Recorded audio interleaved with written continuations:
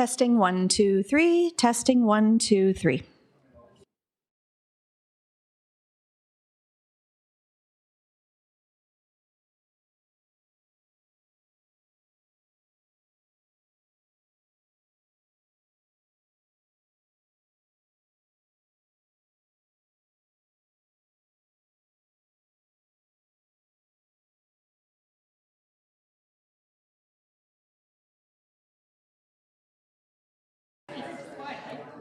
Board members, make sure you smile for the photo with the light show.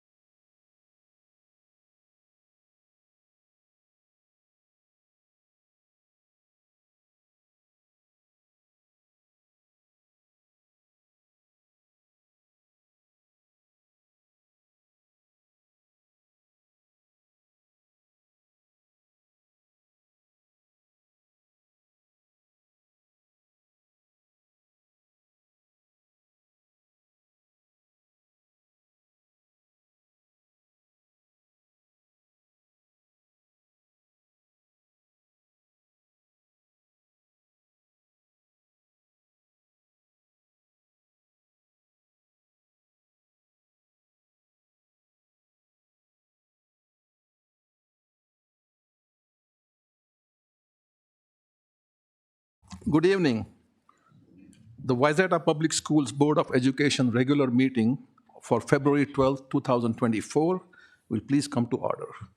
Will the clerk please call the roll? Heidi Cater. Here. Sheila Pryor. Here. Sarah Johansson. Here. Paris Bende. Here. Valentina Ayers. Here. Dan Ginestra. Here. Milan Sahoni. Present. Chase Anderson. Here. Thank you, Director Pryor. We have a quorum. The next item on our agenda is the approval of the agenda and the consent agenda items. Consent agenda items are considered routine in nature and will be enacted by one motion. There will be no separate discussion of these items unless a board member or a citizen so requests, in which event the item will be removed as a consent agenda item and addressed. The consent agenda items are listed in the materials. The recommended action is to approve the agenda and the consent agenda items. Will the clerk please take a roll call vote, please? We don't need a motion. We need a motion for this? Yes, we do. Okay. Do we have a motion? So moved. Second. Has been moved and seconded. Will the clerk please take a roll call vote? Heidi Cater. Yes. Valentina Ayers. Yes. Dan Ginestra. Yes. Sarah Johansson. Yes. Paris Bende. Yes. Sheila Pryor. Yes. Milan Sahoni. Yes. We have an agenda. Thank you.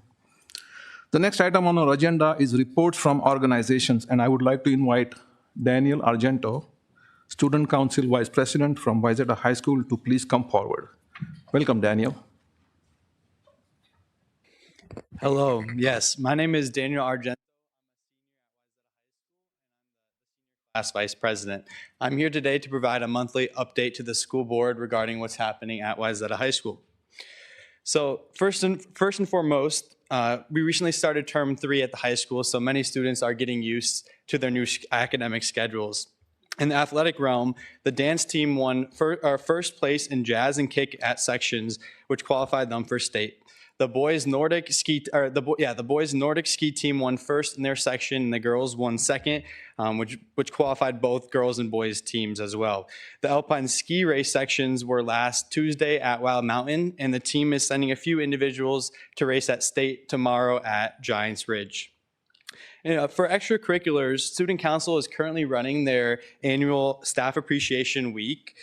This is an annual tradition where student council members will write notes of gratitude on paper and then put them on the staff's office or classroom doors. The National Honor Society also recently had a snowball dance, which is a semi-formal dance where attendees are able to play fake casino games. I know many students had a lot of fun at that event. National Honor Society also had their Wayzata Idol on February 2nd. And this is a community event as well, where Wayzata High School students are able to perform music, either playing instruments or singing. And a similar event as well is Shades of Brown, which is a celebration of culture through performance, which took place on February 1st. The speech team, mock trial, and science bowl all won recent competitions. In addition, our business clubs at Wayzata High School, DECA and BPA, many of those participants are hard at work preparing for state competitions that are coming up in the next month or so.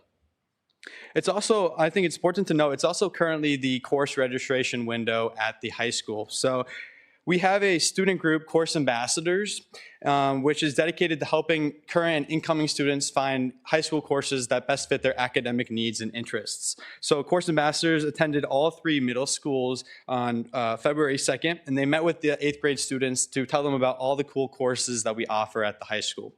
In addition, these Course Ambassadors helped out at a registration information night at the high school last Wednesday, where this was open to Wayzata High School students and their families to learn more about the registration process. In preparation for the high school's ACT exam in early March, we have a group of student academic mentors who are running a peer ACT prep course, which they're providing these students tips and tricks to be successful on that exam. And then lastly, the theater department recently had Murder Crime, which was a production that ran from January 18th through the 20th, and it was a fully sold out show. And looking ahead, the 9th and 10th grade musical Oklahoma is premiering on February 23rd and running through March 2nd. So I'd encourage any who are able to go check out that production. Those are all the updates I have at this time. Thank you, Daniel. Yes. Board colleagues, do you have any questions or comments? Mr. Henson. I think I remember a board meeting where you were hoping for snow for skiing, right? Yes. So, Surprisingly, yeah. So I'm on the Alpine ski race team. We had a JV champ at Buck Hill last week, and it had rained a little bit, so the surface had hardened, which actually made it a decent condition for that race. So ended it off on a good note. okay, great to hear. Thanks. All right, thank you. Well, thank you, Daniel. I have a question for you. There was something on the Wayzata Public Schools Facebook page that I saw that there were 30 finalists now. Was that the merit scholars? Yes. Something So that was just announced today, I think. yes. So I believe earlier in the fall, we had the school board invited students to come to the school board meeting to present the national merit semifinalists. And we have now heard that 30 of those students have reached finalist status. Wonderful. Wonderful. Thank you. Any other questions, comments, colleagues? No? Thank you, Daniel. Yes. Hopefully we'll see you next month. Yes. Thanks a lot. All right. Thank you. Next item on the agenda is recognitions. Traditionally, we have the chair joining Dr. Anderson at the podium. Standing at the podium during this event is a privilege afforded to the chair.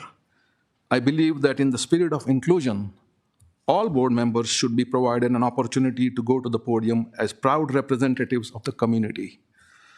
My colleagues were invited to avail of this opportunity if they so wished. Those who accepted will replace me at the podium every other month, beginning today. Director Pryor will join Dr. Anderson at the podium this evening.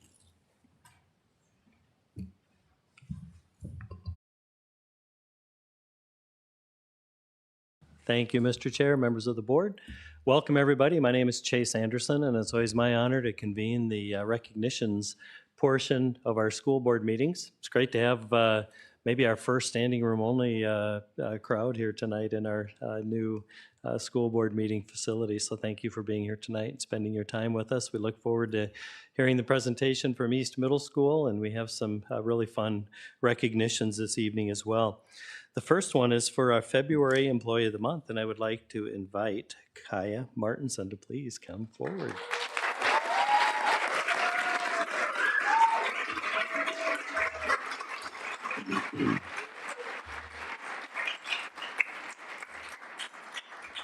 It's a great night to be recognized with the sellout crowd, isn't it, Kaya? That's awesome.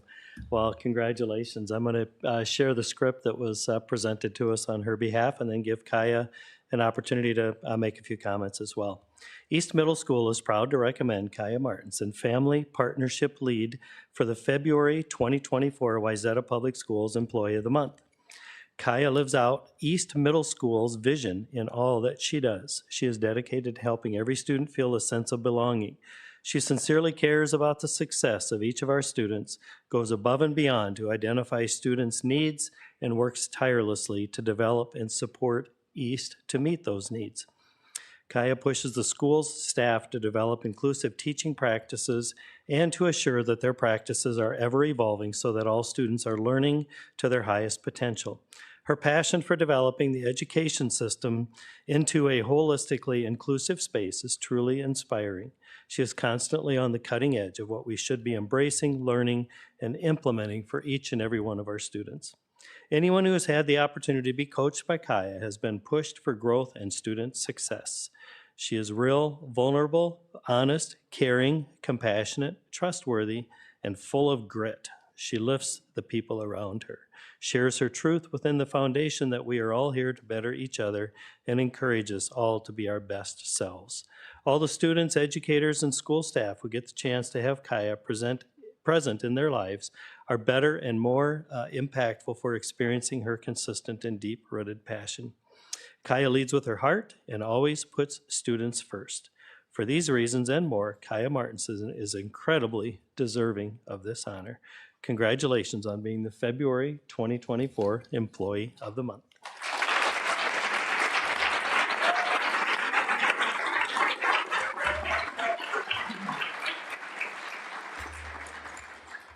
Thank you. I love my job. I'm the family partnership lead, and this is the first year of this new position at East Middle School. In this role, I work directly with families, their children, and teachers and staff to help ensure we are supporting our kids as learners and as humans, specifically students who have been historically marginalized. One of my core values as a human is building community. When a community is at its very best, everyone, regardless of age, position, or experience, can advocate for themselves, communicate their needs, make mistakes, and trust that the community will be there to support them through both triumphs and challenges. This is what I love about my job, being part of a community that shows up consistently to grow and shift and reflect, even when it's difficult. The work I engage in is complex and rooted in listening and learning. I have daily conversations with kids who are trying to show up as their best selves, teachers who are dedicated to helping students be as successful as possible, and families who are sending us their best and brightest and are trusting us to do right by their kids. In the middle of this brilliant trifecta is my role. It's a Venn diagram of parent and child and educator that I have learned to listen, be curious, and to set aside judgment, and that we really all want the same thing: the success and growth of our children. By learning how to be a connector of ideas and needs, by being truthful and curious, and by providing a consistently high level of support while also challenging growth in both our students and colleagues, I get to support our community's collaboration in working to positively impact student learning and belonging. I have such a great job. I'm grateful to my colleagues for recognizing me for the intentional work that I'm trying to do, and to our district for recognizing the need for our family partnership lead positions. Thank you for this award.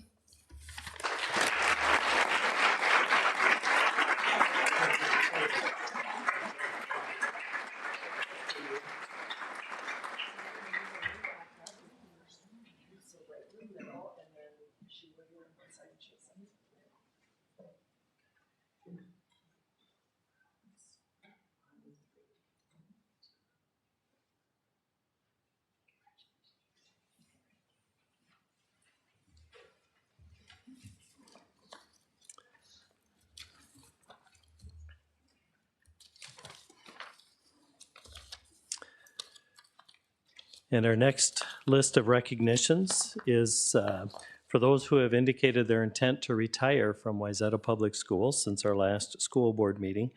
And the list is always fairly lengthy at the February meeting because February 1st is kind of the magic date, so to speak, to submit the intent to retire at the end of the school year. So I would like to read the names of these individuals, and oftentimes retirees are not present, but if you are and you want to be recognized by walking up here in the front and waving to everybody, feel free to come forward.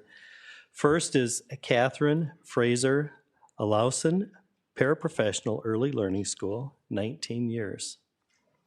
Cindy Gallagher, Preschool Early Learning School, 20 years.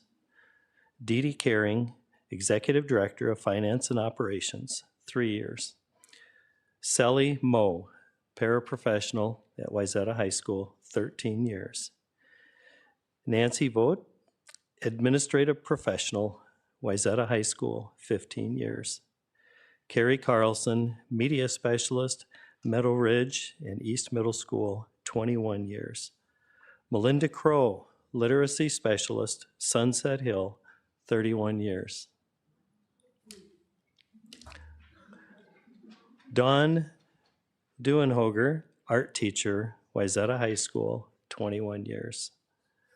Brian Etling, 5th grade teacher, Meadow Ridge, 31 years. Jean Gentile, 3rd grade teacher, Oakwood, 11 years. Lynn Jordan, 6th grade teacher, East Middle School, 10 years.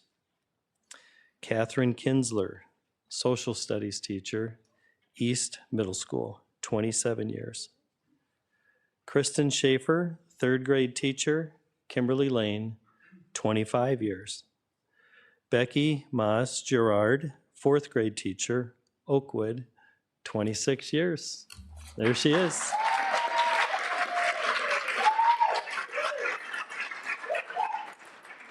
Mike Richards, sixth grade teacher, Central Middle School. And Mike has served 31 years in the district. Xin Zhang, Chinese teacher at Wayzata High School, 17 years. And Carrie Dorsey, fourth grade teacher, Plymouth Creek, 24 years. Let's give them all a round of applause.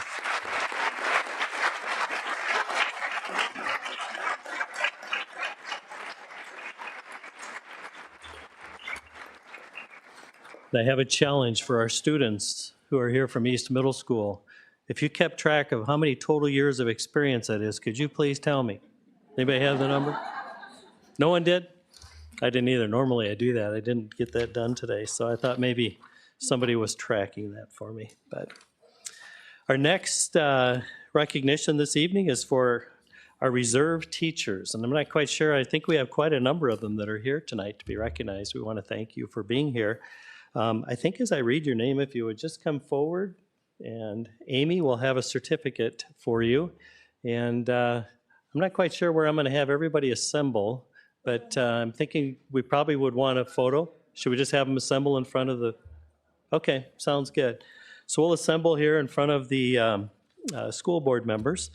And I would like to just read a brief script, and then we'll read the names and invite folks to come forward.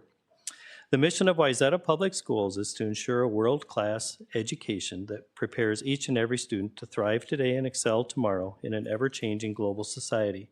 Each day, the district's reserve teachers serve an important role in the successful execution of this mission. Our reserve teachers create an encouraging learning environment for our students while their regular teacher is absent, effectively managing and instructing the class from roll call through the end of the school day.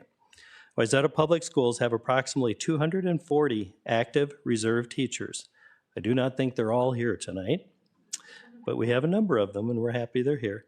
These reserve teachers include retired teachers who have decades of experience. They are recent education graduates eager to start their career, parents who have a desire to be involved and help our district and others from all kinds of varying backgrounds.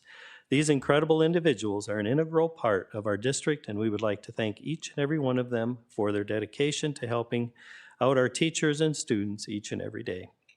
We have a few of them here with us tonight that we'd like to specifically recognize. Please come forward as I call your name, and we'll assemble here off to my right, to your left for most of you, here in the front of the room. So as I call your name, please come forward. First, Ilaha Mamadova.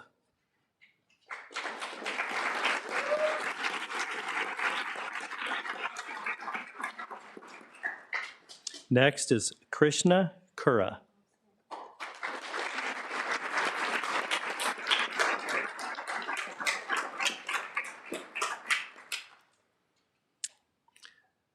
Greg Benson.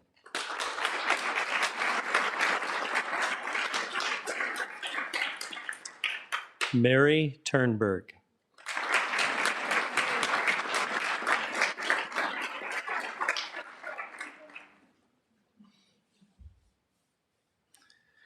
Sophia Shakul Mira.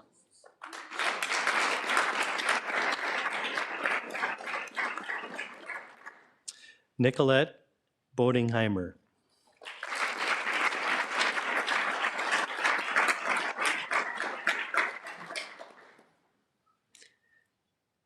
Caitlin Brazil.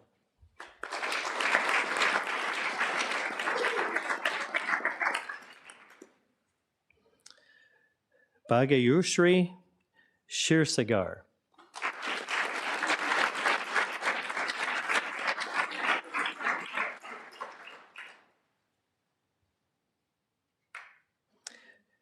Catherine Bouchard.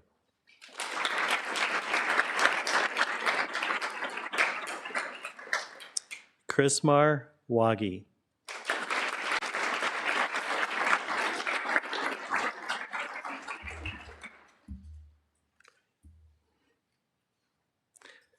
Brenda Hofstede.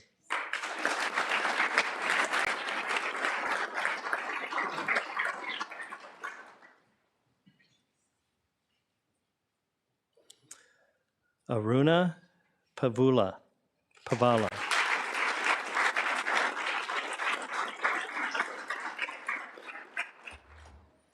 I think I got your last name wrong. I apologize. Aruna Puvala. James Engler.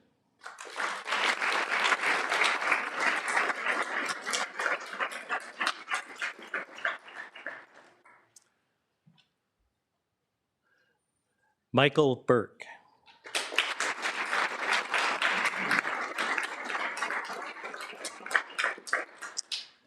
Joyce Senecal.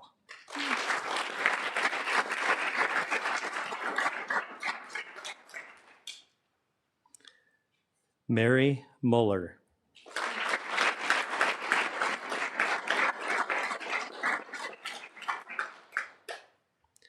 Debbie Mossifin.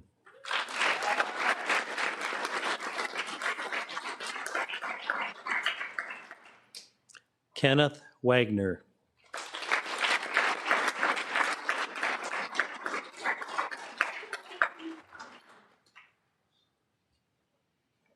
Karen Marie Hackbart. Okay.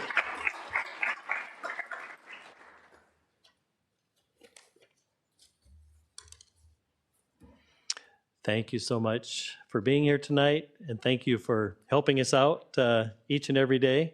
We greatly appreciate it and appreciate your efforts. I'm sure we're going to want to get a photo. Here comes our photographer.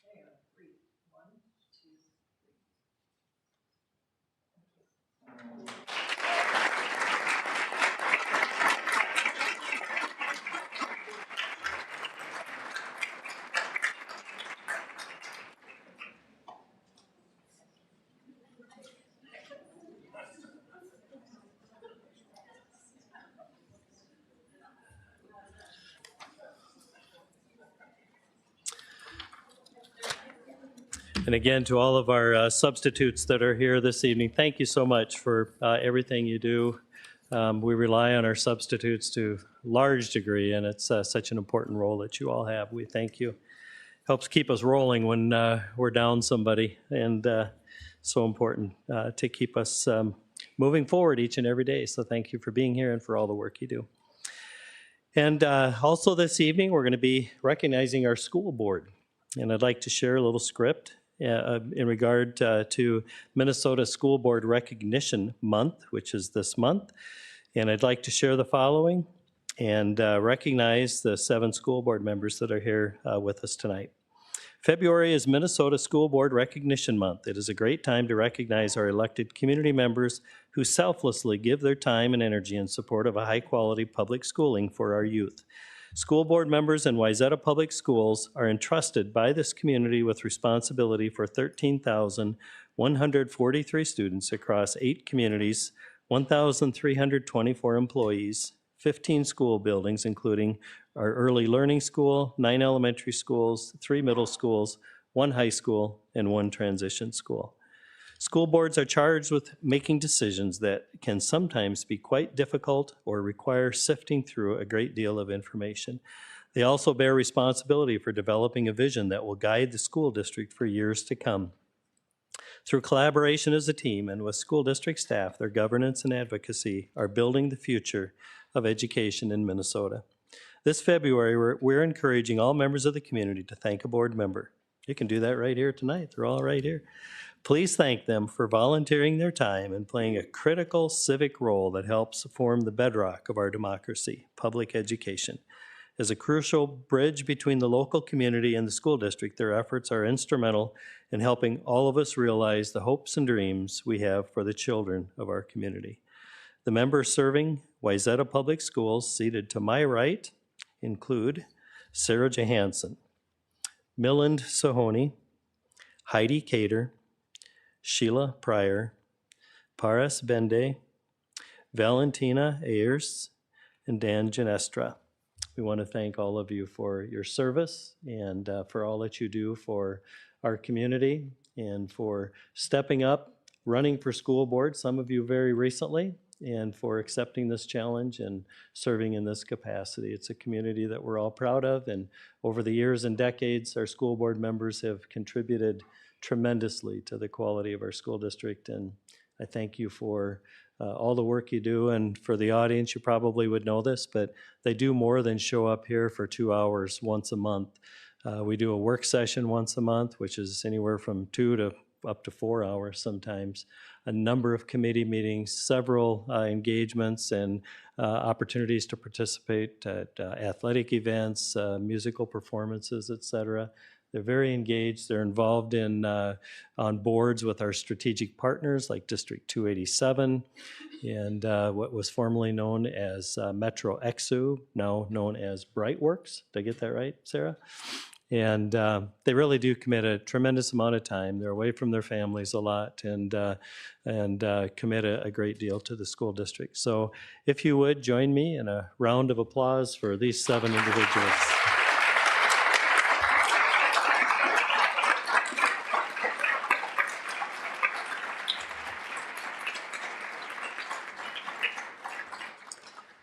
And we did take a photo of our board members earlier, so Amy, we don't need another one, is that correct? All right, sorry, I'm sure you're all disappointed, but we'll use the one that we took earlier. So with that, that concludes our recognition portion of the program. Obviously, you're more than welcome to stay for the remainder of the meeting if you wish. Sometimes those who are here for the recognitions take this as an opportunity to make what I call a graceful exit, if are so inclined. So thanks, everybody. Have a great evening, and it was so nice to have you here. Thanks so much. Congratulations to the honorees, including the school board members, and thank you to the community for putting us in the seat where we are to do what we can do or should do. Thank you, Dr. Anderson, and thank you, Director Pryor. And now we have the highlight of our regular meetings, the school spotlight presentations.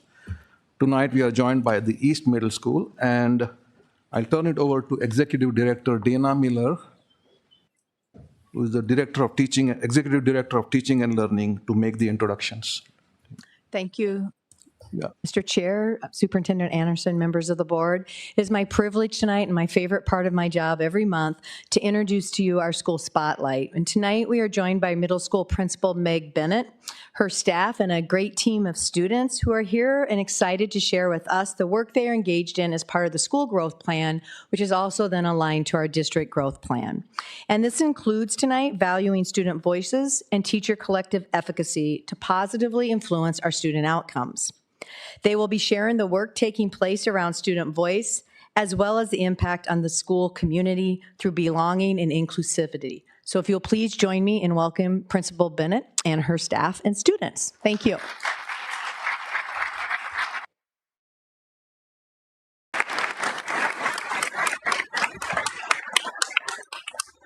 All righty, it's our turn, East. Are we ready? Yeah. We got this. All right. Mr. Chair, Dr. Anderson, the board, thank you for welcoming us here tonight. I am thrilled to spotlight East Middle School. I'm the proud principal, Miss Bennett of East Middle School. And you will see tonight, you are going to receive an amazing spotlight of what we believe the impact of our community has on East. As Ms. Martinson said, as Employee of the Month, we really believe as student leaders, as teacher leaders, the impact of our community is profound on the experience of our students and the outcomes that we strive for. So tonight I am here with 3 of my amazing student leaders of a student leadership of 92 students. And something that I really believe in is the power of student voice. And I believe it is the key ingredient to helping us learn truthfully what the student experience is so that we can most responsibly respond to their needs. And so tonight I have 3 student leaders that are going to describe why student leadership is important to them. Parker, would you like to start? You can introduce yourself and then speak to student leadership. You got it. I'm scared. Okay. You got it.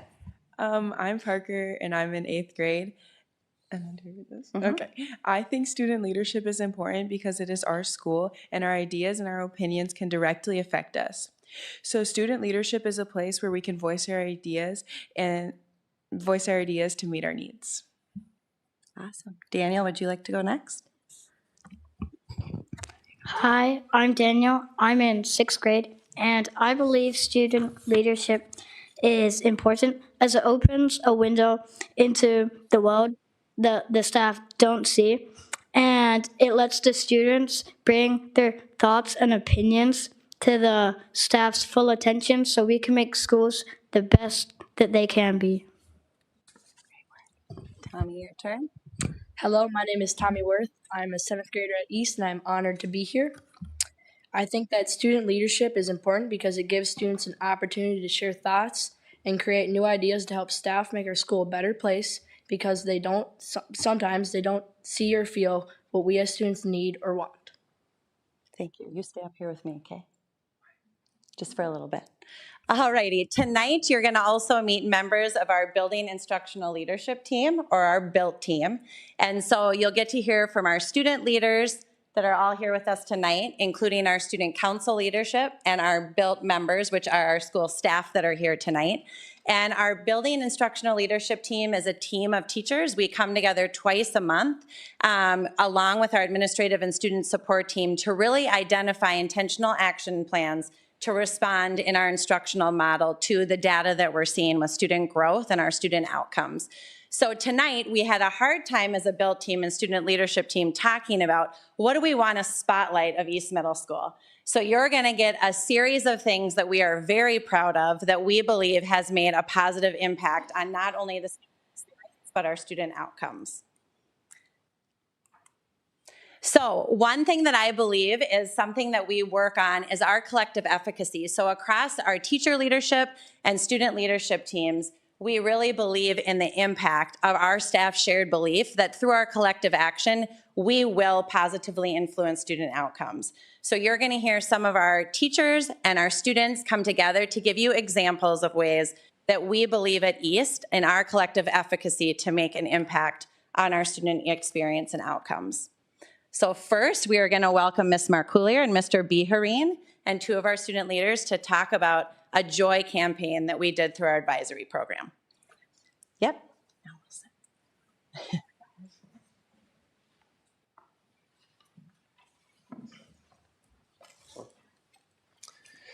Hi there, I'm Christian Bihareen. I teach 6th grade math at East, and I'm also the co-lead on the advisory project team.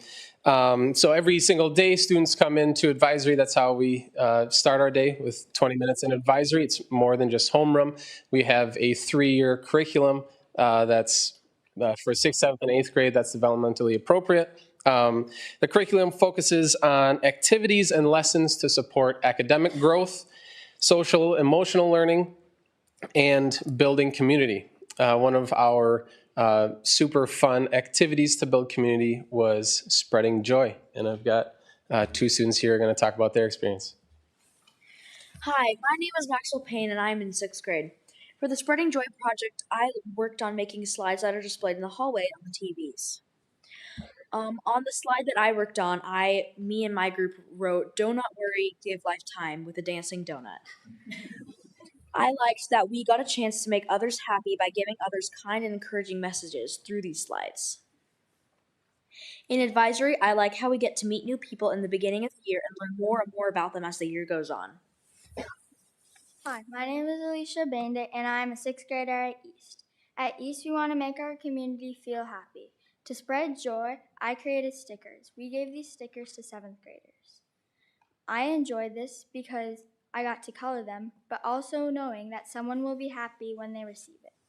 My favorite part of advisory is spending time with friends and working on different team activities.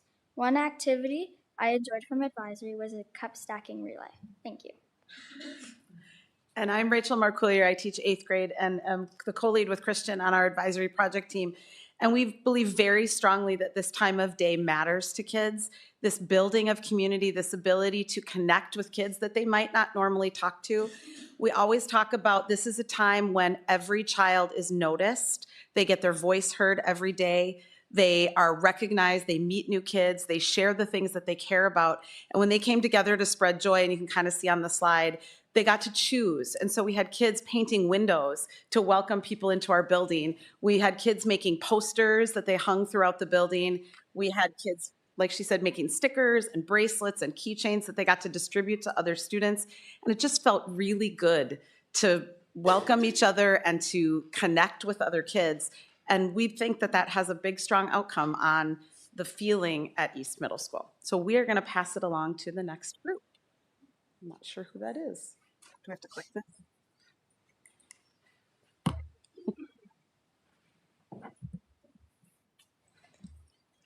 I am Kaya Martinson. I am one of the co-leads of our equity project team, where we really focus on impacting student.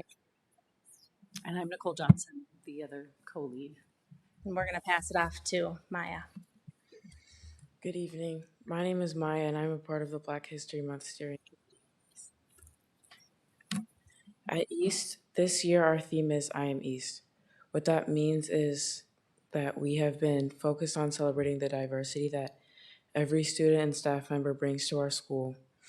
An example of this is making and putting up posters, I Am East posters, around the school. We have also been celebrating the following: Indigenous, Hispanic, and Latino, as well as Black and African American History Months. Students that align with these groups come together and plan how they want to celebrate their heritage. For example, our Hispanic and Latino students have created this video, and we wanted to share a clip. Can we play the video, please?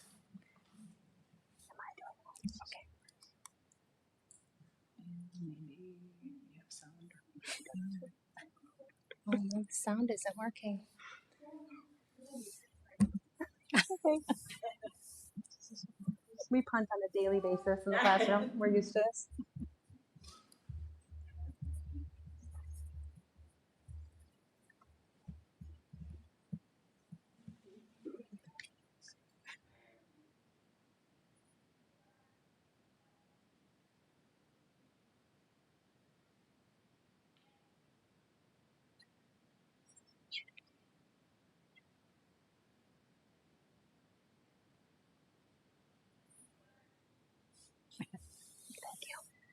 For Black and African American History Month, we are inviting our classmates, or my classmates, who identify as Black to add themselves to our community timeline. Having these celebrations that our students are a part of makes me feel important and included. We're going to pass it off to the next group. Thank you.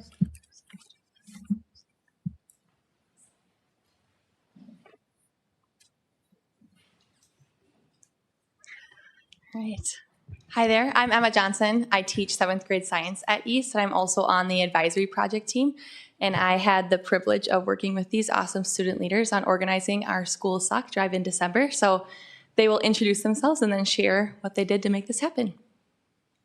Hi, I'm Sydney. Hi, I'm Ellen Hansen. I'm Zaina Shokat. I'm Rana Farjani. During this sock drive, we collected socks, hats, mittens, and gloves for Hennepin EMS to help those in need. We made posters and videos to spread the word and publicize around our school.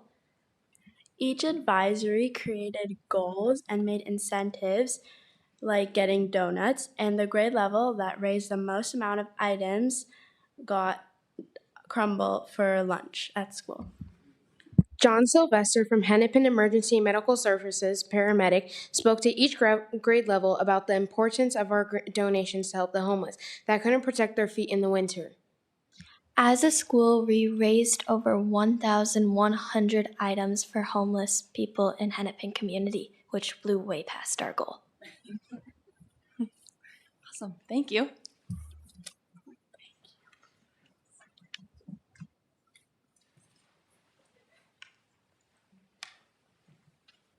Hi, I'm Christine Mishka. I'm a Phi Ed and health teacher at East. My name is Terry Bostrom. I teach tech ed at East Middle School. And we are the leads for the wellness project team. A lot of what the hard work that you see all the teachers doing, we kind of help support from behind the scenes of a lot of staff appreciation. Here's a list of things that we do, some staff outings. We do school day fun for staff to keep things light, to keep positivity going, and to just see staff for who they are and recognize for all the hard work that they do each and every day.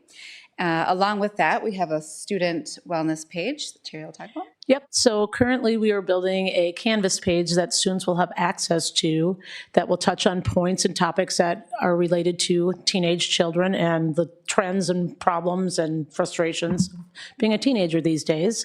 We are working together with the leadership team and trying to develop the hot points of things that we should add to the wellness page. And so we're pretty excited that this is all coming together, and we hope to have it together for next school year. Thank you. Thank you.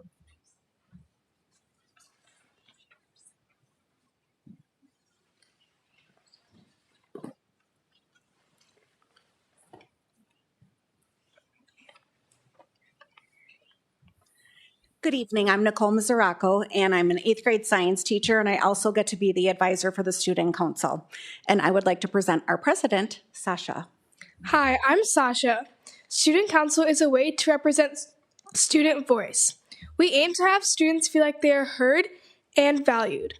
Currently, we have about 65 members from grades 6 through 8. Any student that wants to be a part of Student Council can. From that group, we elect officers. I'm Bryn, and I am in 7th grade. I have been part of Student Council for 2 years. It has been an enriching experience being able to plan events and activities for the school. I feel like this has helped me develop leadership skills. Hi, I'm Luke. Hi, I'm Luke. I'm in 7th grade. And as a part of Student Council, we sponsor some school events. Some of these include school parties, winter and spring break bingo, dress-up days for homecoming and winterfest, and locker move-ins. We are proud of the participation we have with our school activities, especially our school dances. Our fall harvest dance had over 400 students in attendance. Hi, I'm Ria. I'm in 7th grade. And I wanted to mention that we have a very diverse student body in our council, and it's represented really well. We try our best to make East a fun and inclusive place where students want to be. Thank you. Next, you will be hearing about our unified programming.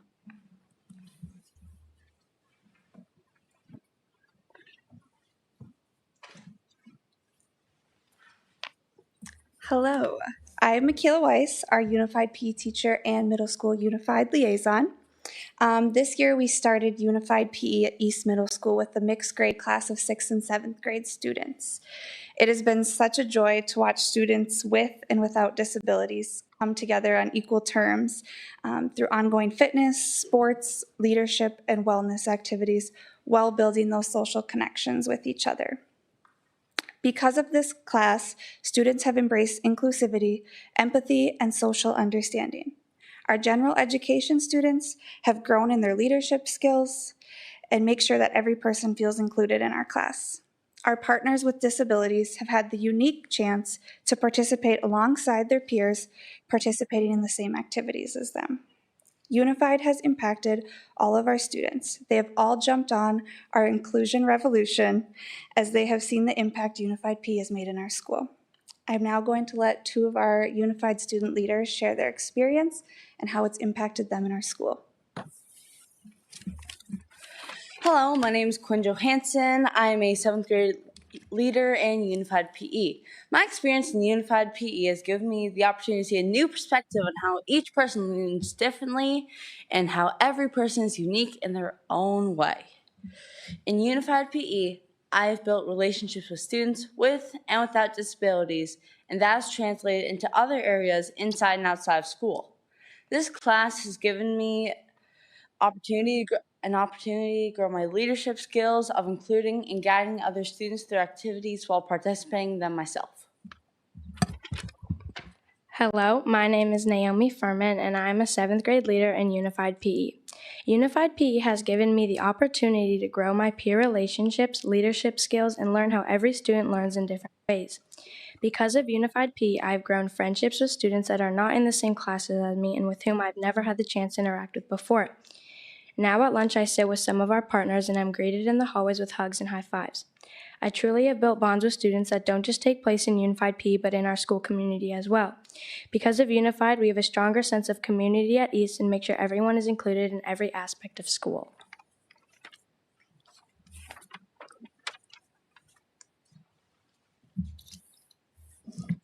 Alrighty, well, as you can see, there is a lot to be proud of, and this is just a snippet of all the amazing things that we're doing at East. And we are seeing the impact of our community, and I really believe it's our student leaders and our teacher leaders that have led us to these outcomes. In our most recent student engagement survey from fall to winter, we already saw an increase in students feeling that their learning experiences are helping them to build relationships with other students. We've also seen progress in students feeling that they can be their true self while at school. And lastly, in our second site improvement goal, which is around literacy, we've seen 69% of our students already make typical or aggressive growth from fall to winter in reading. And that is looking from the fall to spring, to our spring goal. We've already had 69% of students meet that. So I want to highlight the impact that a community can make on not only the student experience, but the academic outcomes. And I could not be more proud of our community at East. Thank you.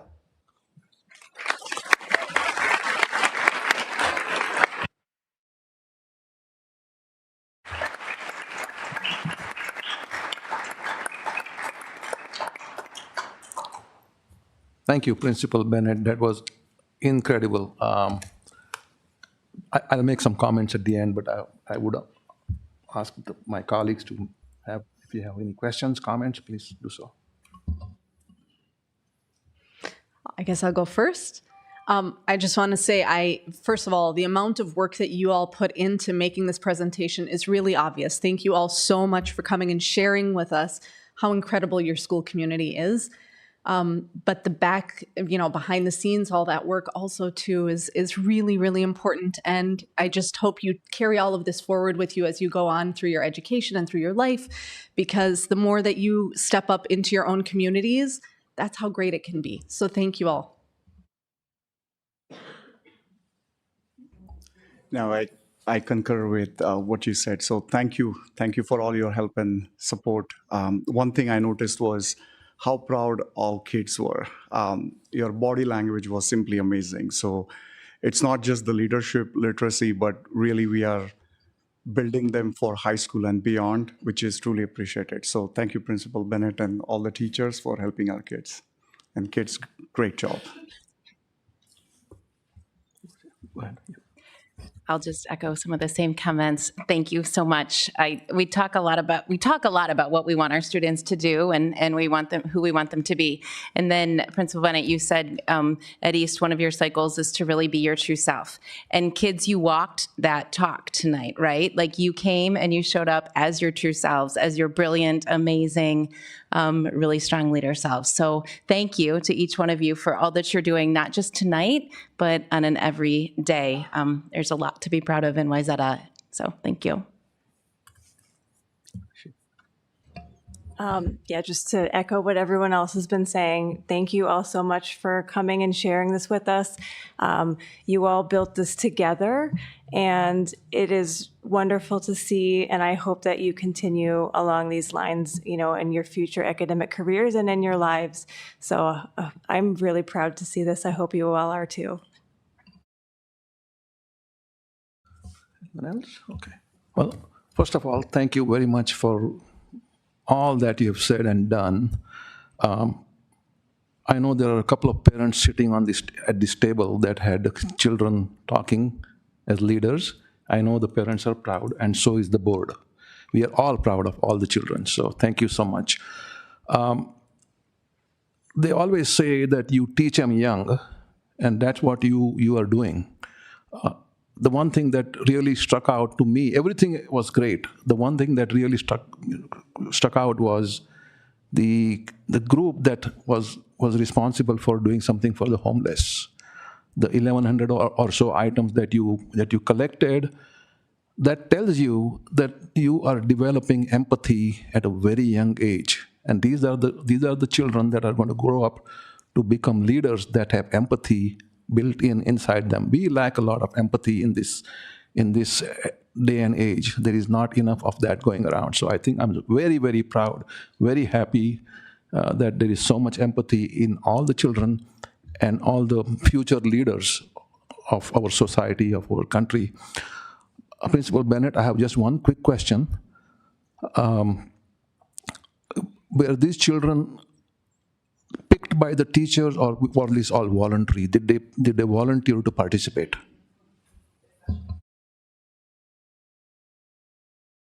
We have a couple ways in which students can be involved in student leadership. One is through our student council with Ms. Misarako, and students have the ability to volunteer or indicate interest for that opportunity.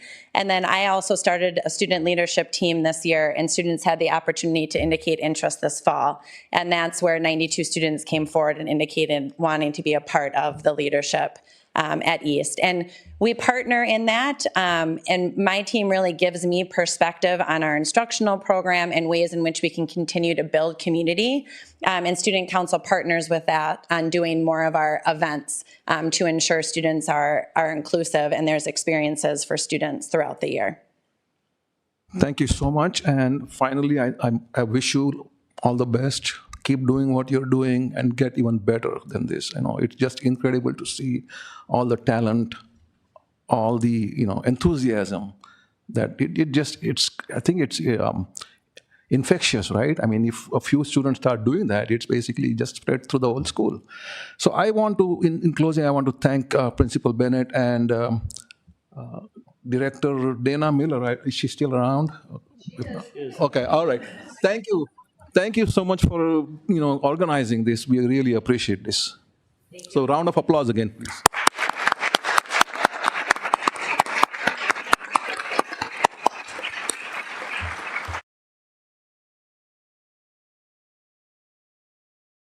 All right, next we have the audience opportunity to address the board. Amy, our administrative support, brought, I think, three forms that were filled out. If there are more people that want to speak, please fill out a form that's in the back of the room and hand it over to Amy so we can include you in the group. I'm going to take a few seconds for people to leave the room.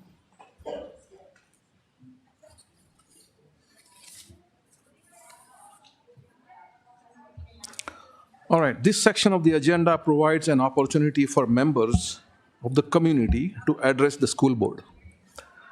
Speakers who wish to provide input to the school board must complete the sign-up sheet and return it to our administrative specialist, Amy, sitting to the right there. Please note that you will need to complete a request form to be included on the speaker request list. When you are invited to the podium, please identify the subject and/or agenda items to which your comments pertain. Priority will be given to students and families with students currently enrolled in the district. The school board practice is not to engage in a discussion or debate with the speaker, but rather allow the speaker time to express their thoughts. Please present your comments in a respectful and professional manner. This evening, each speaker will be invited up to the podium to speak for 3 minutes. Amy will help us keep track of the time by holding up a red card at the 3-minute mark. Please end your comments when you see the red card. If you have already shared your thoughts with the school board, please consider letting someone new address the board. If a community member shares a message similar to yours, please consider shortening your message or presenting as a group. First, are there any students who would like to speak? Okay. Seeing none, I'm going to invite the first speaker that I have listed here, Jesse Wawrick. Thank you, Jesse.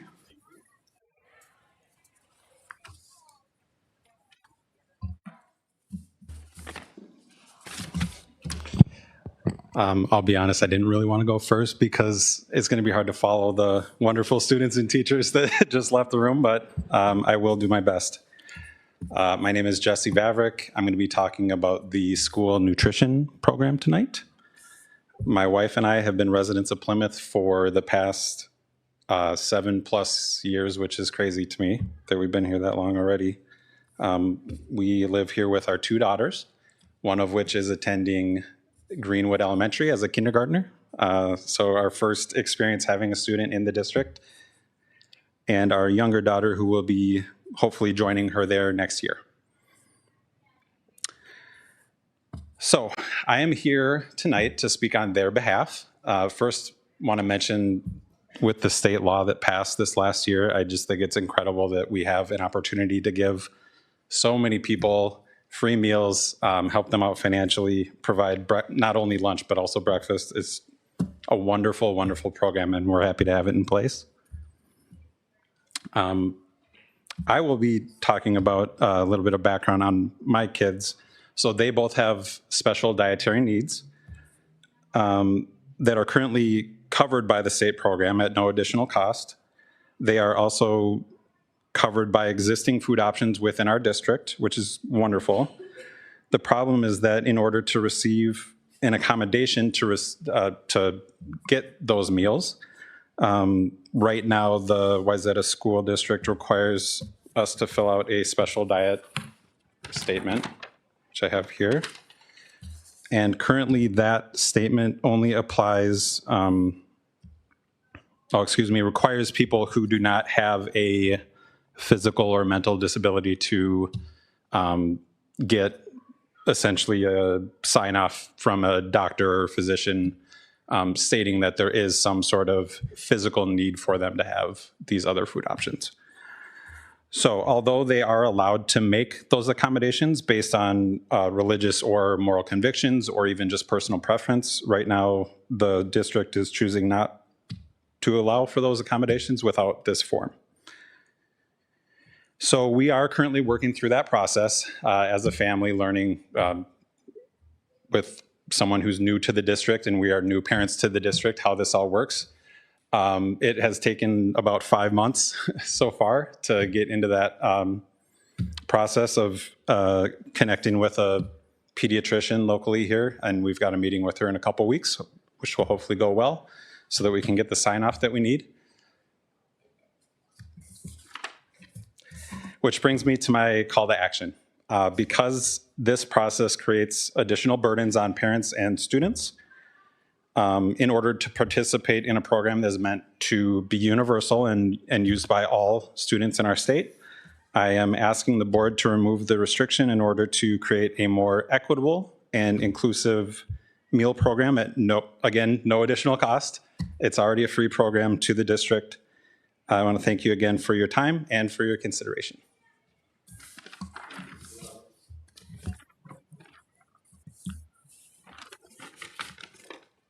Next, I have William Levin. Welcome, William. Thanks to the board for allowing me this opportunity to speak. My name's Billy Levin. I've worked as a 6th grade math teacher at Central Middle School for over 10 years. I also have a current 2nd grader at Birchview Elementary. When I started in the district, our motto was excellence for each and every student. See it up on the board there. And I was so proud to be a part of one of the top districts in the state. I was also excited to open enroll my student at Birchview, which is still a wonderfully diverse community school with great leadership. However, beginning this year, my view of our district has changed dramatically. The budget cuts have had a profound effect on my family and work life. Instead of excellence for each and every student, we are now seeing the results of cost containment for each and every student. I've had our district's financial situation explained to me many times, and I still do not understand why these deep cuts need to be made. Maybe this statement is uninformed, But the perception from teachers and families is that the district is prioritizing bond ratings over its own students. At what cost? I've seen how cost containment has affected my own family. My son suffers from dyslexia and can barely read in 2nd grade. He's currently in a 2nd grade classroom of 28 students that sits in a pod with 2 other 2nd grade classrooms with the same amount of students. How can students focus in a pod with 84 other 2nd graders and just 3 adults? How can he get the attention he needs? His special education reading support class is 1-to-7 teacher to student ratio, not nearly enough attention and support for any student to catch up. My wife and I are currently looking at private school option for my son, costing over $37,000 per year, because this district has no way of meeting my son's needs in time for him to catch up to his peers. Over at Central Middle School, we have just over 1,500 middle school students who sit in classrooms with 28 to 33 students each. We have 1 half-time teacher for math intervention and 1 reading specialist. The hallway outside of my classroom literally does not have a floor and has not had a floor for the entire school year. For a district that is allegedly focused on mental health and well-being, our school counselors have over 500 students to keep track of, much larger than the recommended 1-to-250 ratio. The list goes on. Earlier this year, the same week after our teachers union signed our contract, staff was informed of a move to block scheduling, which is conveniently designed to cut even more positions while adding 15 minutes to the already long school day. To date, we have received no details regarding teaming, nor do students, staff, and families have really any idea of what to expect. How can we meet the needs of each and every student in a system that will not allow for the team structure we've known to be successful, which is at the core of middle school best practices? At the board meetings, these changes were rubber stamped with little discussion or input from teachers. I wanted to voice these concerns because I've felt so fortunate to work here over the years. It saddens me to see what's happening in the schools that I love. My hope is that this board can begin caring less about cutting costs and more about the education of each and every student. Thank you for your time. Thank you, Mr. Lynn.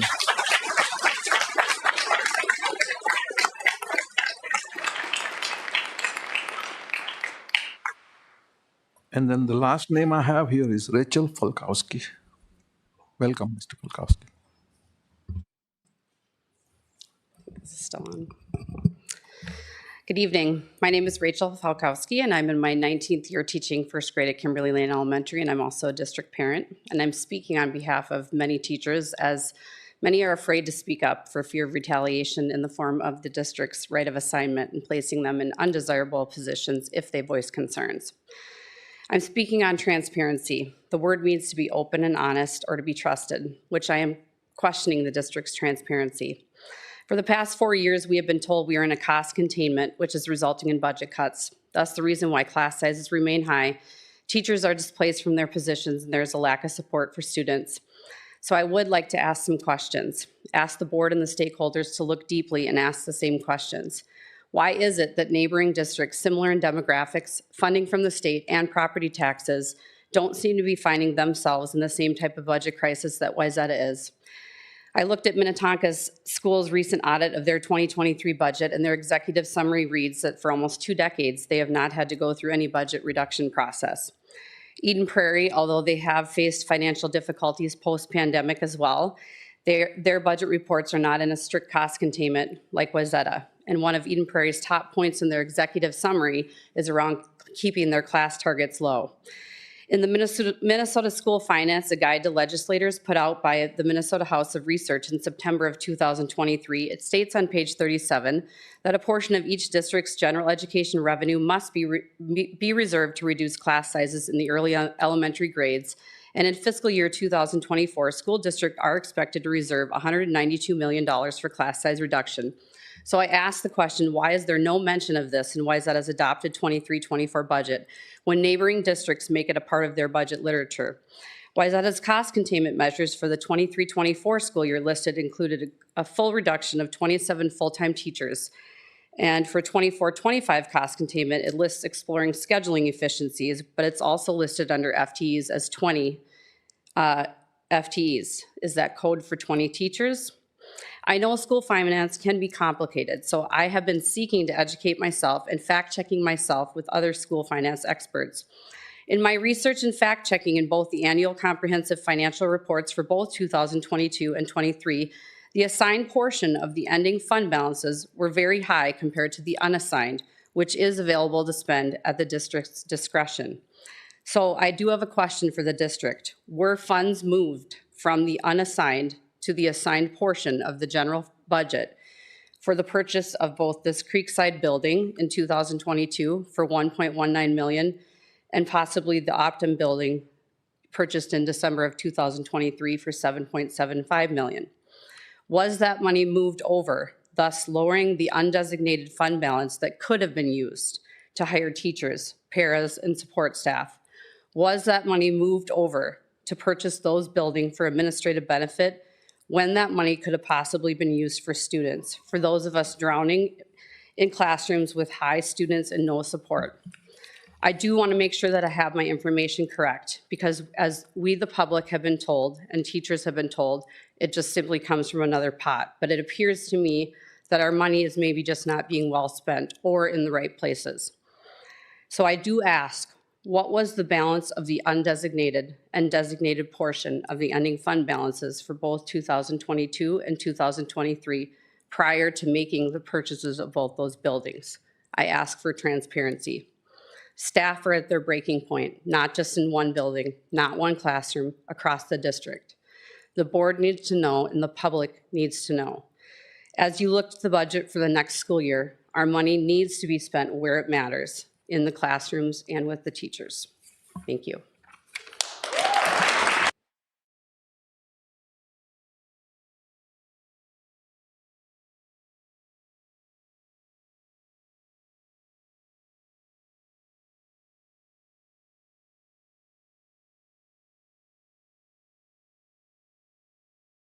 That's all the speakers that we have. We have 3 speakers that filled out the forms. Any more that have come back? Okay, thank you. Be moving on to the administrative reports and recommendations. The first item is on the agenda is policy approvals, which Dr. Flansburgh will present. Mr. Chair, Superintendent Anderson, and members of the board. Attached for review are the following policies for your consideration. The policies and regulations were reviewed as part of the regular cycle and using the Minnesota School Board Association model policy where available, by district administration and other district stakeholders where necessary. A final review was completed by the policy committee of the board. The policies set before you for your approval this evening are policies 402, 501, 503, 505, 509, and 513. Mr. Chair, the policies are presented for your approval. These are the policies that are going to be approved, not the one that is to be sunset. That will come later, correct? Okay, thank you. Board colleagues, the recommended action is to approve the board policies as presented. Do I have a motion to approve? I so move, and I ask that we waive the second reading. Thank you. Is there a second? Second. Thank you. It's been moved and seconded. Is there a discussion? Any comments, questions? Hearing none, will the clerk please take a roll call vote? Valentina Ayers. Aye. Dan Ginestra. Aye. Sarah Johansson. Yes. Paris Bende. Yes. Sheila Pryor. Yes. Heidi Cater. Yes. Milan Sahoni. Yes, the motion passes. Dr. Flansburgh? Again, Mr. Chair, Superintendent Anderson, and members of the board, we do have one policy before you this evening for sunsetting, policy 504, which has actually been combined with policy 503 as part of the regular review cycle. Thank you, Dr. Flansburgh. Board colleagues, the recommended action is to approve the board policy as presented for sunsetting. Do I have a motion to approve? So moved. And do you waive the And I waive the second reading. second reading? Okay, thank you. Is there a second? I second. Thank you. Moved and seconded. Is there a discussion? Nope, hearing none. Will the clerk please take a roll call vote? Sarah Johansson. Yes. Paris Bende. Yes. Sheila Pryor, yes. Heidi Cater, Yes. Valentina Ayers, Yes. Dan Ginestra, Yes. Milan Sahoni. Yes, the motion passes. Thank you, Dr. Flansburg. The next item on the agenda for admin reports is teaching and learning. There are no teaching and learning reports this evening. Then we go to the financial reports for February 2024, presented by Finance Director Didi Kering. Didi?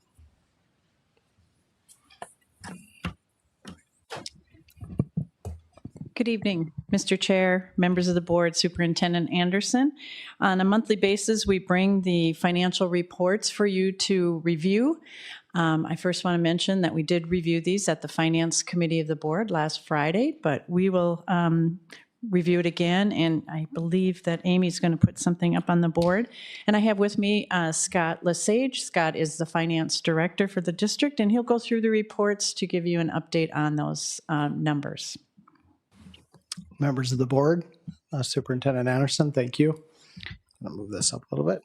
All right, as you read in the report, just starting with the statement of revenues, this represents the first six fiscal months of the year.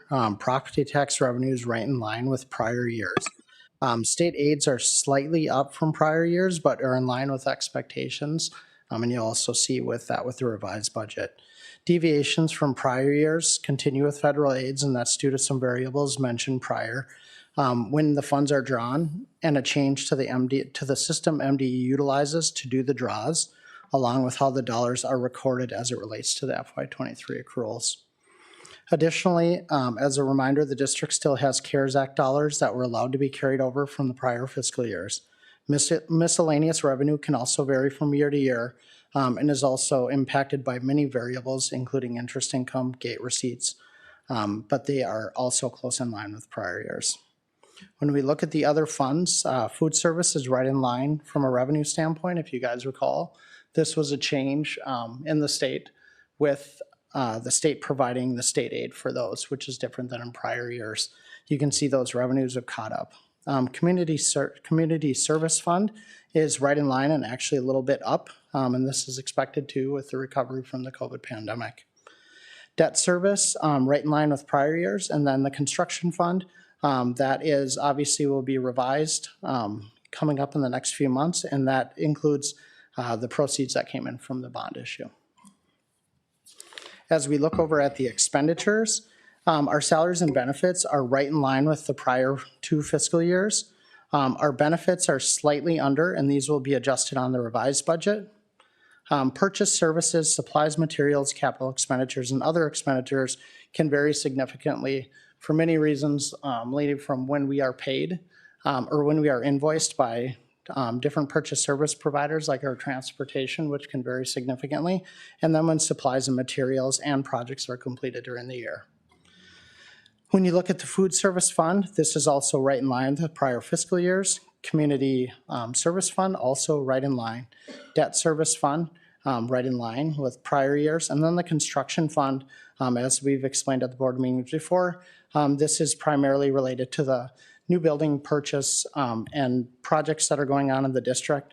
And that is made up of past and current bond issues and abatement funds. So if we could, got to turn it back on. So if we could pause again, and Amy, I'm going to ask you to put that last 2 documents up there. First, if you want to go to that first page on the revenue, since there was a question about it, I'll just point out on the construction fund, the $3.58 million at the bottom there, again, those were bonds that were sold specifically as it related to the new building that we bought for the District Service Center. And then if you move on to the second page, again, Scott did talk about it. Again, the construction fund, which is a totally separate, different fund where bond proceeds are put in there and are used specifically for the purchase of either land, doing renovations, or buying any new building. So I just wanted to point that out again. And it's not, when you look at the budget versus the actual, it isn't that we're overspending. It just means that the information that we had last June was prelim, and now we're doing a revised budget, as Scott mentioned, and it will be revised coming up in the probably in the March timeframe. So nothing out of the ordinary. We're spending construction funds where they need to be spent and not using general fund for that. So with that, any question on the financial reports? You do see these on a monthly basis, and usually the actual versus budget year to year hasn't changed a lot, but we have seen some variation as it relates to the pandemic and changes over those different months or years, excuse me. So Thank you, Didi, Scott. Any questions, comments? I do have a question, Didi. So the expenses for the construction yes. show up from the bond revenue. Does the bond revenue show up in the revenue side? Yes, it did. If you go back, Amy goes back one page, okay? So you see that the budget plan was 291. That was mostly interest income. And then the actuals at 3.58 million, that was the bonds that this district sold on behalf or for the purpose of that project. So whenever we have bond issues, which we issued debt back in 2017, the proceeds of that bond sale goes into the construction account, and it is a special fund just for construction. So it sits in that fund in a revenue account, there's an expense account, and there's also a fund balance specifically for that. Those funds, as they're used, are moved down into an expense, and the net effect, so revenue less expense equals that fund balance. You continue to spend down that fund balance. So there isn't necessarily every year new money. It's spending down the money we received from those bond proceeds in the past. Okay, thank you. You're welcome. Great question. Any other comments, questions? If not, we have one more item, right? We do. Thank you, Mr. Chair. Tonight, as we generally do throughout the school year, every year, we will revise a budget, and this will be the first. We will probably next month, as I mentioned, do other funds, but right now we're going to be focusing on the general fund, which is the largest portion of our budget. We'll make a budget revision now. We may do it again, say early May or June. And the purpose of revising a budget is as you have more information compared to what you had last May or June preparing for this school year, you do make revisions because it is the base for the next school year when we're developing the budget. And board members, as you know, we're working on the 24-25 school year. So we want to make sure that we have the most information up to date, so that's our base. And if we have more information as it comes in the future, we will add to that as well. So Scott and his team have been working very hard looking at where we were last June when the board approved the 23-24 budget, looking at every item where we might see some increases in revenue, which he'll describe, and then also increases or decreases as it might be in expenditures, and he'll talk about that as well. So I'm going to turn it over to Scott to review the preliminary budget changes for the general fund for 23-24. Perfect. Thank you, Didi. Thank you, members of the board. Dr. Anderson. As Didi mentioned, a lot of work goes into these. It seems like a simple document, but a ton of work goes in on the back end. Collaboration with many different departments, and a lot of work is spent on this. Just a few things. Turn it up a little bit. Oh, there we go. All right. I didn't think I was that tall. I don't think I am. So anyways, it's also important to note what's pointed out on there that just a reminder that this includes all funds that would be considered the general fund. That includes Fund 1, which is the main portion. Fund 3, which is transportation. Fund 5 is capital projects under $2 million. Fund 8 is federal programs, and 18 is scholarships. Inside of here also includes the tech levy and LTFM, which can skew this number. When we look at breaking down to look at true operations to determine the unassigned fund balance, that's where we would exclude Fund 8 as it's a one-to-one spend, and LTFM because we are a pay-as-you-go and it gets adjusted in the levy. Fund 5 for tech levy would also be something that would be removed. I mention those because they can overinflate the estimates. For FY22, when you take out the items I just mentioned, we show very close to the above revenues and expenditures, coming in at roughly 2.199 million compared to 2.203 million. This project's taking 10 million. So as an example with LTFM, if we went out and levied $10 million and we only spent like 7 million, it would look like we have all this additional revenue sitting on the side that then is swiped up with the levy and it's adjusted in the prior year. The reason for that happening when we do make these estimates is because obviously school fiscal years end June 30th, and when do we do a lot of the projects? Over the summertime. So it depends on when those get taken care of. I just kind of want to point that out. Now, if we focus on revenues, I'll just highlight some of the big ones. So state aids, you can see a change there of over $4 million.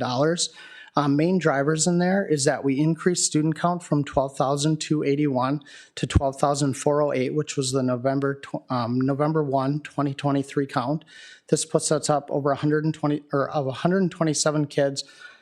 And also inside of that, we also had increased compensatory revenue based on the latest projections, increased special education revenue based on updated MBE projections, factoring in the cross-subsidy aid. And the decrease in federal aid, if you look down, that's a natural thing as Dee Dee pointed out when we're doing the preliminary budgeting. We don't know at that point how the fiscal year will for sure end. So with federal dollars, you get what you spend, and we can only spend what we have. So as that year, as FY23 kind of rounded out, that's where we figured out where those federal dollars were going to end up. So that's really not a big adjustment. Other local revenues, the main driver in there for the increase, and we've talked about it at CFAC and Finance Committee of the Board, is the interest income. We're in unusually high yield time right now. And so we are seeing more interest income, but as we all see on the news, we're not projecting that to last considerably long. But that is the main driver for the increase there. Now, if we turn to expenditures, just a reminder that roughly 71 to 72% of our general fund expenditures are salary and benefits. And salaries can go anywhere from 2 to 5% depending on district contracts. And as an example, health insurance went up 7% in the current year. So reasons for the increase in salary and benefits, we aren't seeing the full projected cost savings based on cost containment. We also had a few hires due to the increased student growth above forecast. We had a change adjustment to the retiree related benefit area. And we are also seeing special education costs continue to rise, and it's something that's currently being reviewed to figure out a strategy going forward with the new cross-subsidy aid. And then if we look down, one other area to point out is in the purchase services. The district is seeing, just like we all are everywhere, the district is seeing increased utility cost, which is the reason for the bump of almost $300K. And this is at the same time with the district becoming more efficient. The usage cost per unit is increasing, which is the reason for the increase in electricity, water, and heat. Perfect. Okay, just a couple things to point out in there. Again, increasing revenue by just over 5 million, but also increasing expenditures by 5.7 does cause a decrease in what our fund balance will be compared to where we thought the revenue over expenditures will be. So we'll see a slight decrease in that, and it will bring the number to 2.2 million versus 2.9 million improvement on the fund balance. So again, as a board, you have a goal of having 5 to 7%. We came in for the 22-23 school year at just under 7 at 6.8. The $2 million will bring us up above that 7%. But we do have, again, some issues as it relates to revenue expenses exceeding revenue for the current school year as well as the next school year. So thus we had a 2 to 3 year plan on cost containment to make sure that we can continue to provide services to our students and be able to maintain our fund balance and our programs in the long range. So part of our job is making sure that we're able to project out to the long range and be able to continue to have the excellence in education and provide services to our staff and students. So with this change, we would be asking the board to approve that, but we're willing to take any questions that you might have. Okay, so the recommended action is to approve the updated revised budget for the fiscal year ending June 30, 2024, right? That's correct. I so move. Okay, do I have a second? I second. Any discussion? I do have a question, Didi.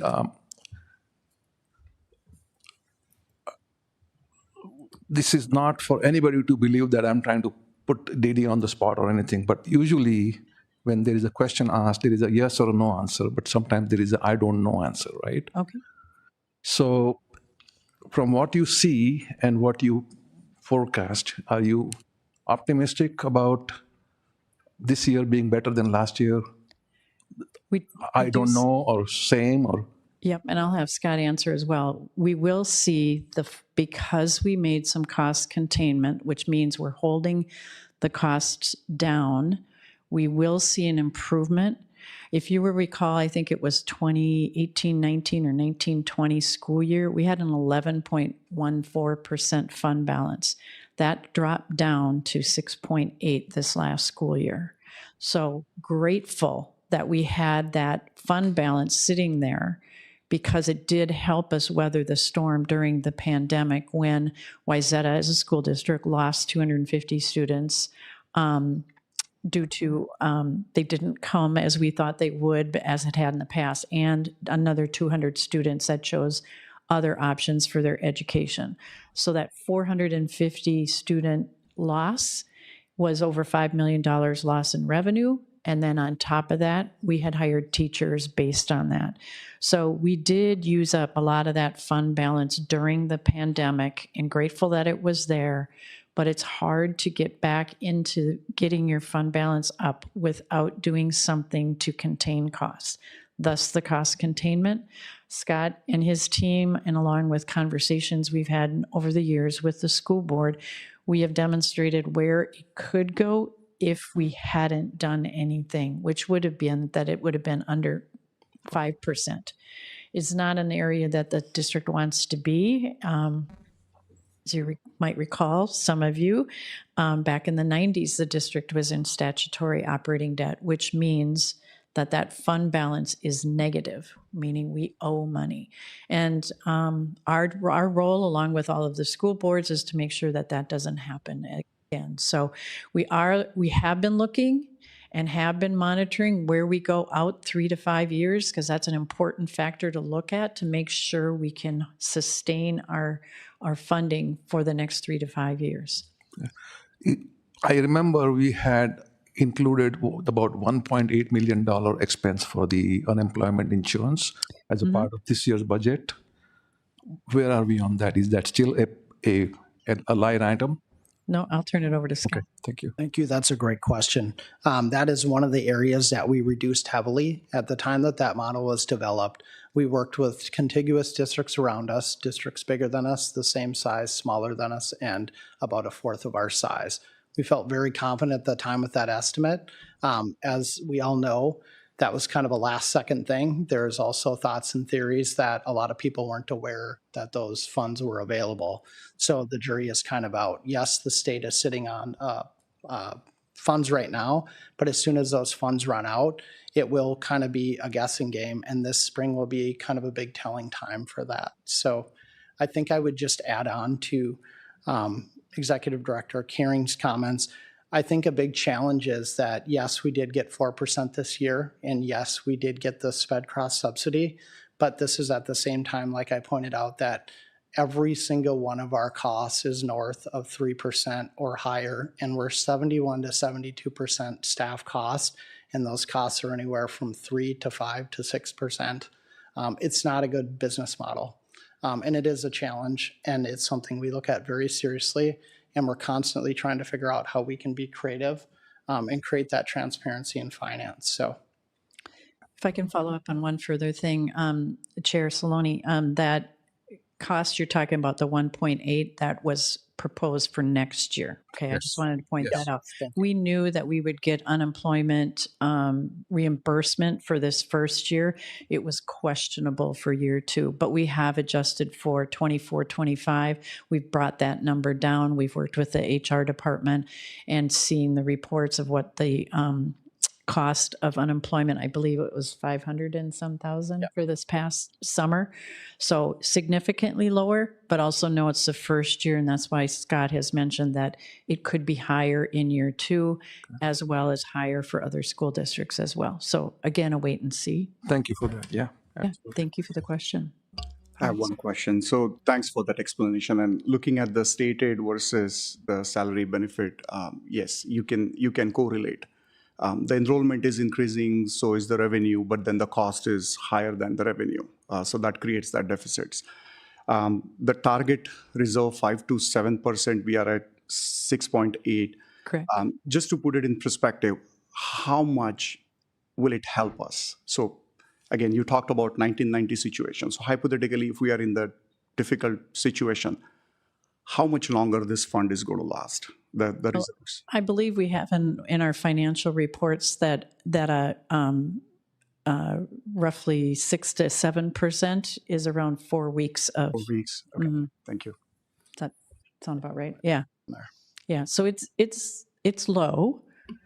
We certainly don't need to be at 15 to 20%, but there are school districts that are at that.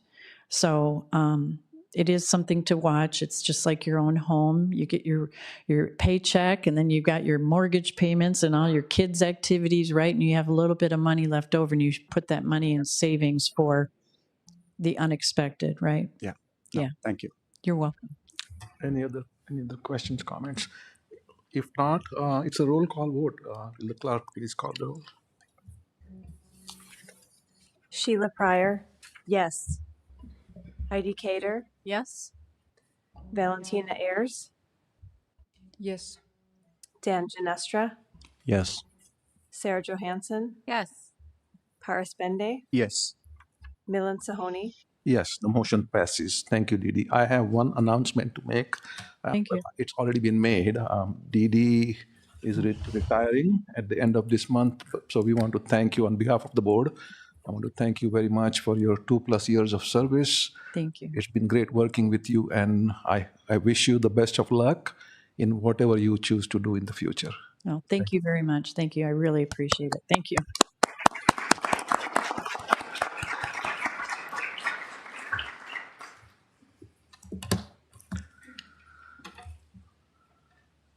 Okay, moving on. Stacy Voss, Director of Human Resources, will present the school calendar for 2024-25. Good evening, Chair Sahoni and the Wayzata School Board. I'm excited to share with you the final version of the 2024-2025 school calendar. As a reminder, our work on this calendar began last spring when all members of our Wayzata school community, staff, and parents completed a long survey in regards to what they wanted to see in our school calendar. The survey results were shared with the school board earlier this fall. And from there, we pulled together the calendar committee, which exists of a representative from each of our schools. And we, this year, even conducted in-person meetings with our elementary schools, as our calendar for next year has been impacted by the Minnesota READ Act legislation. And finally, taking everything into consideration, all of this input has to be compiled into one calendar that we all have to embrace and live by for next school year. Highlights for this proposed school calendar, the biggest impacts that you will see impact the first day of school. So on September 3rd, we will change how we welcome our students to school. On the first day, our kindergarten students will engage with their teachers and their parents in their Hopes and Dreams conferences that will be conducted that day. And then our 6th and our 9th graders in their respective schools will be welcomed into their schools with special events to encourage and secure a smooth transition for them into their new schools. Winter break will be Monday, December 23rd through Wednesday, January 1st. Students will return on January 2nd. Spring break is Monday, March 31st through that Friday of April 4th. And then, of course, the last day of school you'll see up there is June 5th. The calendar before you, if approved, will be shared with our Wayzata staff and parents tomorrow with more descriptions in regards to what some of those days mean, and with the understanding that more details will be moving forward and coming forward from their principals as we get closer to preparations for the new school year. Thank you, Director Voss. So the recommended action is to approve the calendar as proposed. Do I have a motion? I so move. And second? Second. Okay. Moved and seconded. Thank you. Any discussion?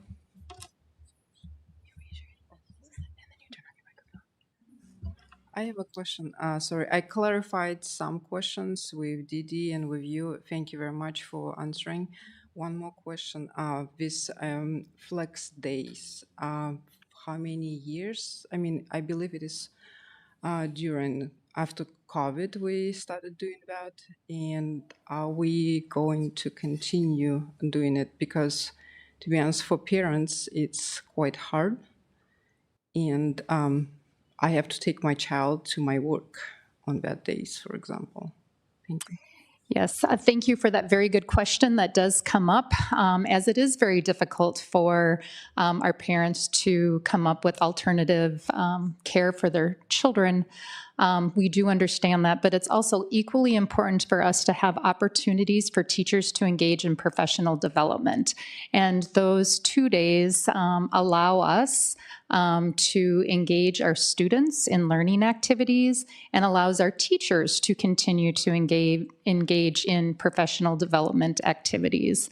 For a district our size, with changing needs of our students, we need as much professional development and time for teachers to work on preparation and modification of lesson plans and just their new learning in order to really stay on top of all of the needs that our students are displaying in our classrooms.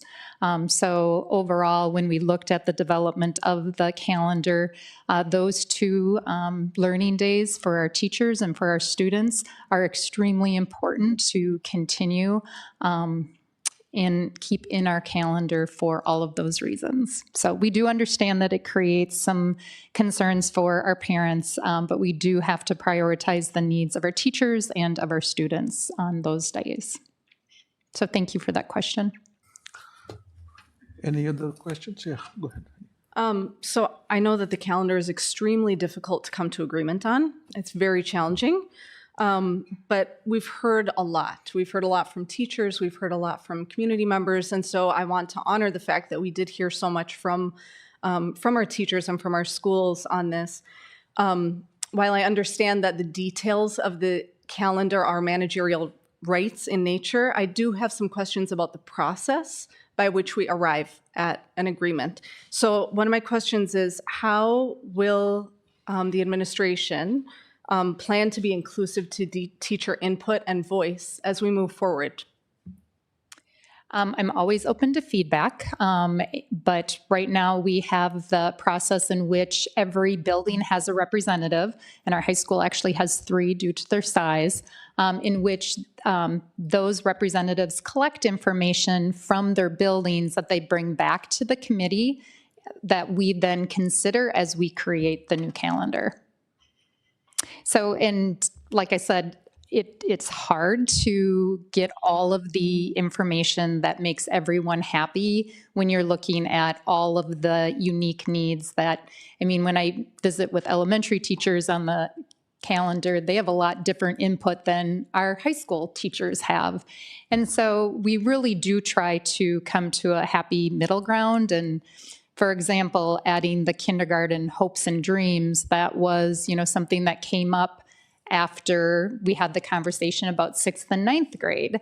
And when we were visiting elementary schools, they're like, hey, that sounds like a really good idea for our kindergarten students. And that was something that didn't change the number of required days, didn't change the teacher contract. So that was something that we could implement for our teachers. So I do think that when the feedback is something that we can do, we've really made an effort to implement that feedback.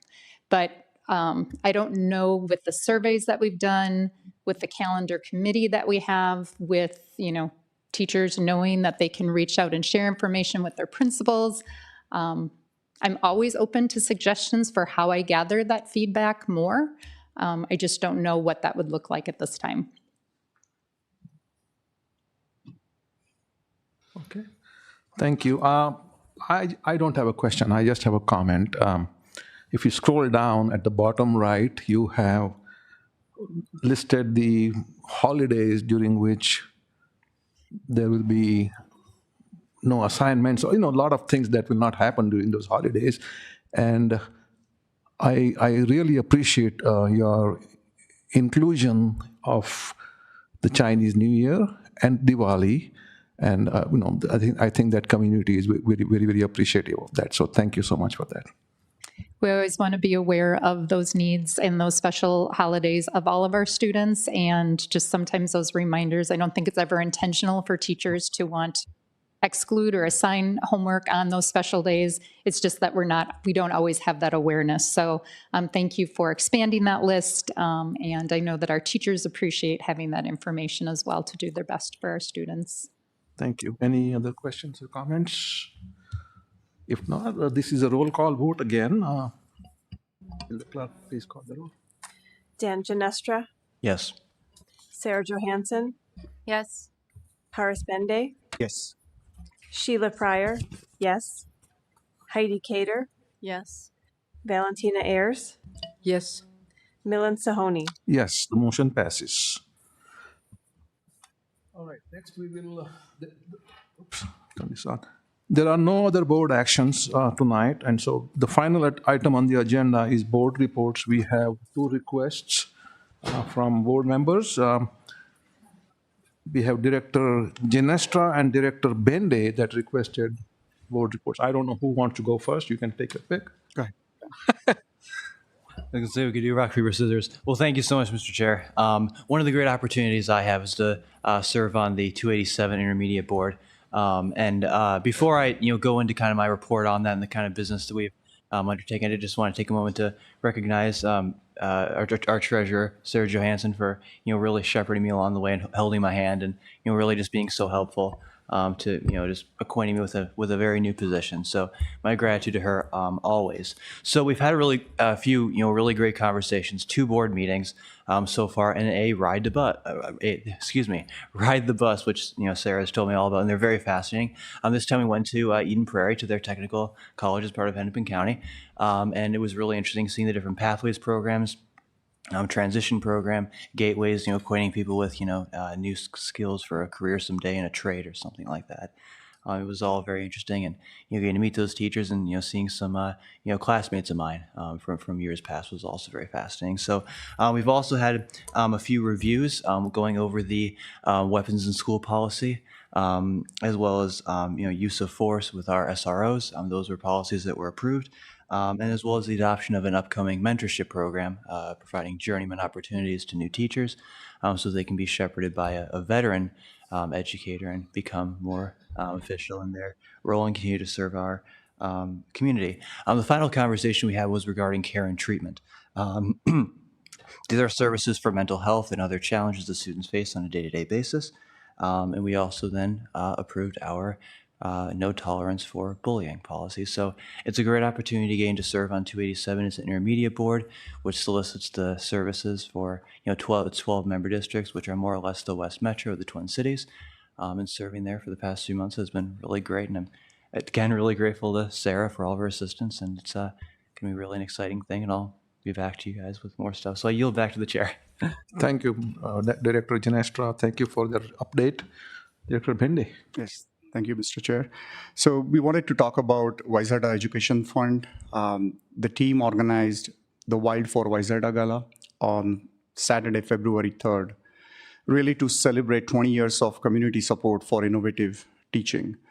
Just a little bit background on what Wayzata Education Fund does. It's all volunteer-run 501c3 organization that was founded back in 2003 with the mission to help Wayzata schools, teachers, and staff members to imagine new ways to engage our students and meet their needs. It provides grants for various innovative curricular projects, again, which are outside of our school budget, district budget.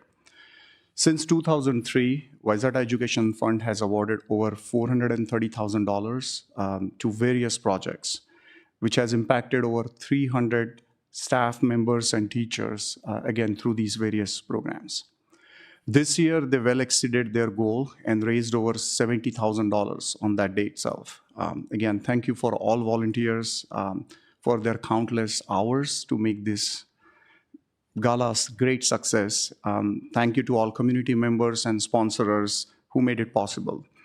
All proceedings will directly go towards benefiting Wayzata students through the funding various innovative projects. On behalf of Wayzata Education Board, my request to communities to check Wayzata Education Fund website to learn more about the purpose and how you all can help and contribute to the cause.